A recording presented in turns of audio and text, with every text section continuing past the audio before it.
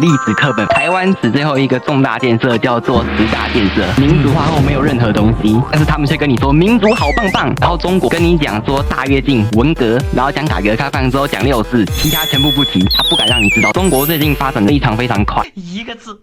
绝。台湾人是一群失去自信又不愿意放下自信的人。过去我们之所以比拟中国大陆，原因是因为我们发展的早。可是台湾现在经济发展优势在哪里？赖清德就是最典型的台湾人的人格：自卑、自强、自信、自大、自狂，但是最终要走向自灭的过程。绿色支持者，他们骨子里就是我台湾，我民主自由，我就是比你好。赖清德就是在用民主抹消人民的思考能力。你今天想了解中国吗？那 OK， 我给你扣一个公共同路的帽子，你还敢不敢去了解？任何只要愿意碰两岸的人，都是被统战不正确。Ladies and gentlemen, welcome the host.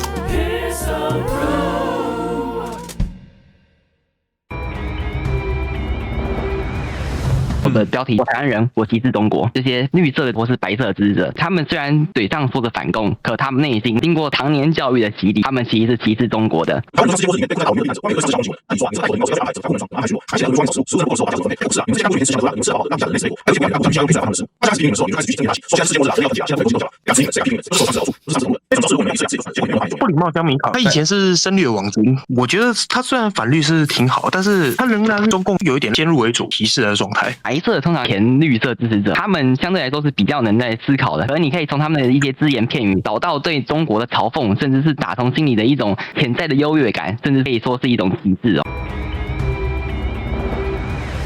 当你的族群有很高比例反共，你敢真的有卖台的动作，就看看台湾人会不会像太阳花一样革命？你看他会敢做这种动作正当，以后还想执政吗？他这个就是印证了我刚刚说的，他们大部分也觉得，尽管民进党不好，但对岸仍然是一个很大的威胁。不明白，他们去过中国吗？你有看过他们任何东西吗？你怎么可以对他们先入为主，跟中国交流一定是坏的？我觉得这好像不太对。其实这些人很多，他们都还是相信所谓的两国论，然后在两岸这个议题上面，他们虽然嘴上讲我们是反共，可是对中国人就是带着骨子里的优越感。这种优越感可能是来自于过往我们台湾比较早发展的原因。那其实中国最近发展的非常非常快哦，在这种情况下，他们甚至会跟你说，你看到那些影片都只是共产党故意营造出来的，想要骗你统战。当他们在发表这种言论的时候，他们骨子里就是我台湾，我民主自由，我就是比你好，没有真正的放下成见去交流沟通。我一开始以为他们是跟中国反贼跟粉红的二向性你是差不多，就是说今天这些人今天过得好，你分到利益了，你是民进党的支持者；你没有分到利益，你反而就是白粉。八九就是一个很好的例子。但是后面我想一下，我错了，他们其实是带着一种骨子里的优越感，就像孔乙己，他尽管已经好几年才捞到一个秀才，但他仍然不肯脱下他自己的长衫。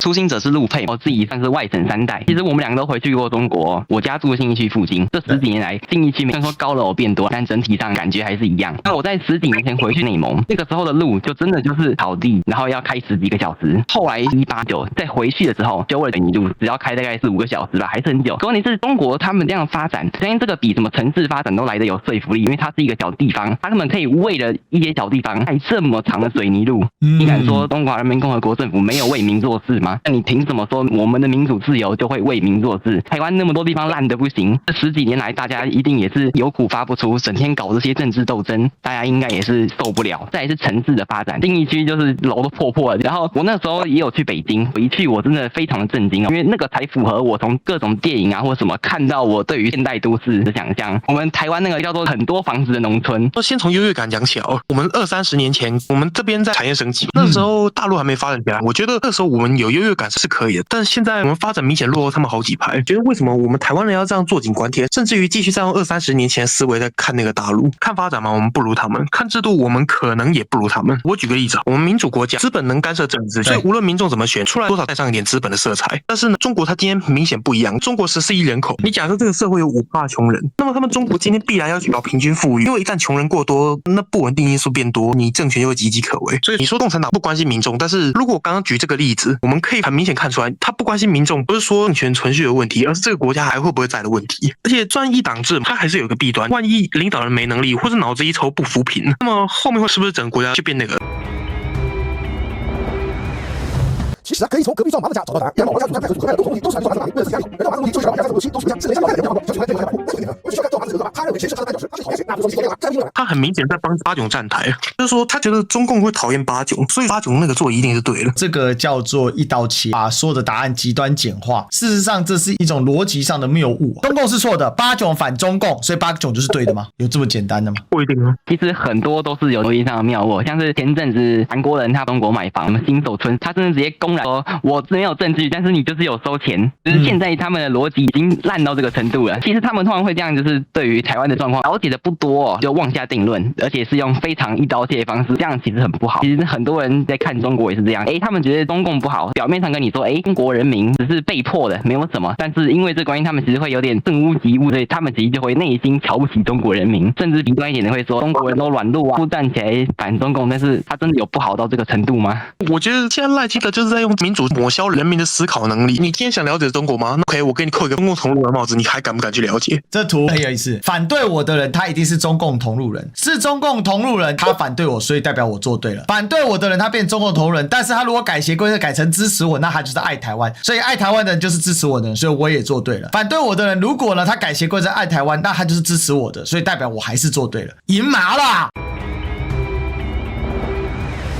自己警察不管他怎么看，其实他本身就是在歧视中国的一种行为，而且其实是很没有意义的一件事情。因为在我看来，语言就是一个沟通的媒介，他们会跟你说什么什么牛逼啊666这些东西，你们就是被文化入侵了。可问题是说，中华文化本身就是一个融合再融合的结果啊。我们中华文化不就是以同化别人为荣的吗？结果你现在说，你这个是文化统战。过去10年以来，他们呼吁两岸统一，大家都是炎黄子孙，这一些言论直接认定这一些人就是被统战的。我敢说，民众党的支持者，包括我在内，我们是不会站出来帮他们讲话。我个人是觉得自己是中国人嘛，毕竟文化上我们就是其实你会发现这些白人他们本身就是台独派或者是两国论这些支持者，我们就不讲统一或什么，但是为什么我不能认为自己是中国人？那你这样其实你本身也是在瞧不起这样一个族群，或者说瞧不起这样一种想法。那为什么我不能两者都是呢？我确实是在台湾，我确实是台湾人，而在同时我也是中国人的一份子，为什么我不能是一个中国人？那么退一步，我们以历史的角度来讲，台湾大部分的汉人，他们其实都是从中国大陆来的。那为什么我们说炎黄子孙为什么是一件很可耻的事呢？我觉得这是一个很值得思考的问题。这牵扯到几个逻辑，有一件事倒是可以拿来回应，就波基跟欧贵志老师有一个意见上的冲突啊，就台湾人到底能不能上央视被访问？那上央视被访问就是被统战吗？其实这就是台湾人这几年来最大的一个问题，就我们已经把台湾意识异化成为 Only Taiwan， 可是他忘记了台湾的地形，台湾的历史一直以来就是个移民一路地，所以台湾人一直都会有多重性质的认同，而且是强烈的，不断的有外来者跟进进出出嘛，而且每个人事实上自己也是外来者。台湾今天争论到这种程度，事实上因为特定族群要拿这一块旗帜操作政治对立，他想要占据一个话语制高点的时候，他才去强调这个，而这个的本质是台湾的认同变成一种排他性认同，这件事情过去从来没有发生过。任何只要愿意碰两岸的人都是被统战，不正确。所以在这当中，你认为你是中国人的错误，退一步；你认为你是中华民族的错误，再退一步；你认为你是华人的错误，最后呢，你只能认为你是台湾人。可是很鲜明的事实是，过去所谓400年台湾史，台湾人永远都在进进出出。现在我们看到美国的半导体产业里面有多少个都是华人？如果今天能够飞黄腾达，那我就离开台湾，台湾是个中继站。就是有心人是抓到了当中的关窍，台湾人的认同是个稀缺，代表我在论述空间上有一种可以拿来作为天然正确性的可能性嘛。然后他就把它跟民主自由做结合，你认同你是台湾人，你就是要添加民主自由价值来对抗那个以中国人认同为主的威权国民党。所以当这样的一个意识形态推到极致的时候，就会出现当欧贵芝上了央视，不是只有青鸟骂他，八炯出征他，民进党把他抓起来骂，而是出现一些相对自认比较中立的评论员，他也会觉得欧贵芝这样做是错的。事实上我们已经被这一种非常政治性的操作给局限了自己的思考。而且如果今天上了央视就会被统战，那第一个，你台湾人的自由民主超级无敌脆弱；第二个，你台湾人认同本身就是个虚的，不然你怎么会被统战呢？第三个，如果他说是统战，那为什么不能是你统战他呢？这是一个很可笑的一个事情啊。从这个事情你就可以看到，台湾人是一群失去自信但是又不愿意放下自信的人。现在的状况就是这样，尤其是民进党那一群。那刚好现在我们的总统赖清德就是最典型的这一种台湾人的人格，自卑、自强、自信、自大、自狂，但是最终要走向自灭的过程。而台湾现在就在赖清德刚好当上总统，然后青鸟这个群体就具体呈现出这个样子。那还有一部分他可能已经离开了青鸟群体，但他的余毒还在，就像你讲的一些从绿转白的群体，有没有这样的状况？依然是有的。他们这个情况很像脱不下长衫的孔乙己吗？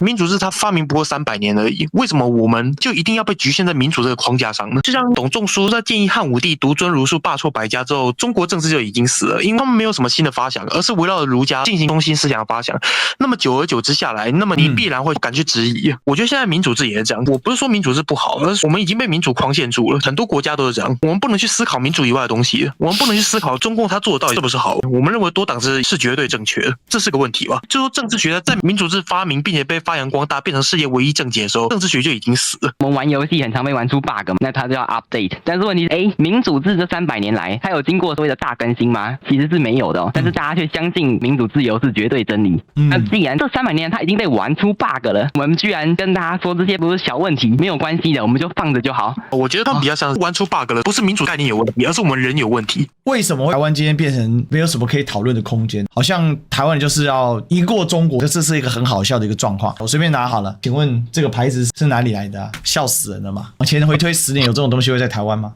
更别说像小米家电已经在很多人的心目中已经是属于优质家电的代表了嘛。现实变化的很快啦，但是台湾因为民进党的操作之下，他把这些现实的变化就打成，要么你在统战别人，要么你在被统战的路上，要么你就中共同路人，要么呢你就在被成为中共同路人。因为对他们来讲，我台湾人我歧视中国，他已经失去了任何的根基了。过去我们之所以我们比拟中国大陆，原因是我们发展的早，这个心态相当于香港人早期非常比拟这个华人圈，但是香港现在没有这个权利，因为华人圈里面有一个在新加坡的发展比他更好、更有钱、治理更佳，而且没有政治问题。所以当这个时候，香港人反而不见了。不管怎么样，你有发现同一族群里面的人在互相歧视的时候，通常是因为经济发展的优势。可是台湾现在经济发展优势在哪里？你事实上你已经失去了那样的一个背景，可是你却依然坚持用这样做法。那好，那这时候就会上升到政治斗争议题里面了。你只要不盲从，那你就不是我的这一群，我就出征打击你。那这就变成一个很好挥舞的大棒嘛。就我是台湾人，我不当中国人，括号我歧视中国人。政治正确上来说，这句话不能说出来，但我处处展现出我歧视中国人这件事。其实这段时间青鸟的疯狂越来越严重，反而是没入狂徒的焦虑感而造成的。那没有办法嘛，硬实力、软实力各方都输了，那只剩不断的强化内部的狂性，对于异议者的剪除的方式。那这无异于现代版的指鹿为马吗？影响不是这样吗？明明整体综合实力、整体的状况就不允许现在用所谓的